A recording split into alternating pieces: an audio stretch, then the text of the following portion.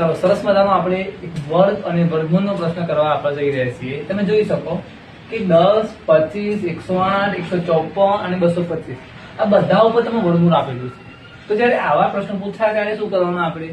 તો તમે જોઈ લો કે જ્યારે આવો કોઈ પ્રશ્ન પૂછાય તો શરૂઆત ક્યાંથી કરવાની? આપણે છેલ્લેથી. બરાબર? તમે જોઈ લેજો ખાસ.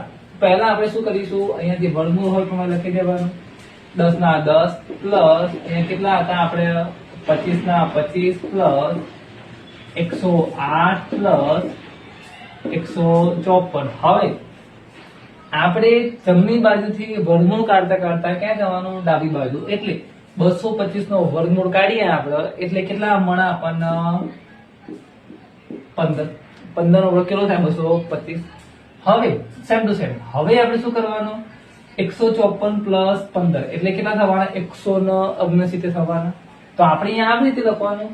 બરાબર? બધું મોટી કરવું હોય તો 10 પ્લસ 25 પ્લસ 108 પ્લસ 169. તમે જોઈ લો. હવે 169 એટલે એનું આપણે વર્ગમૂળ કાઢીશું એટલે કેટલા મળવાના? 13 મળવાના. કેટલા મળવાના? 13. તો હવે 13 મળે એટલે આપણે આ લખી શકીએ આપણે 10 પ્લસ 25 પ્લસ હવે યાદ રાખજો 108 પ્લસ 13 એટલે 108 પ્લસ 13 આનો મતલબ એવો થાય 121. અહીંયા આપણે લખવું આ રીતે લખાય 121 થઈ ગયું. પછી આપણે શું કરવાનું? 10 પ્લસ 25 ના 25 એમને. હવે અહીંયા 121 નું આપણે શું કાઢીશું? વર્ગમૂળ. એટલે કેટલા મળે આપણને? 11. હવે 25 પ્લસ 11 એટલે કેટલા થવાના મિત્રો? 36.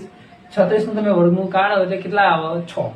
તો અહીંયા તમે જોજો કે આ વર્ગમૂળમાં કેટલા આવવાના? 10 પ્લસ 6 એટલે આપણને ખબર પડી જાય કે અહીંયા આપણે કેટલા 16 નું વર્ગમૂળ કાઢીશું એટલે કેટલા મળે? જવાબ 4. આ તમારો જવાબ. આવો કોઈ પણ પ્રશ્ન પૂછાય આપણે આ પ્રમાણે સરળતાથી જવાબ લાવી શકીએ.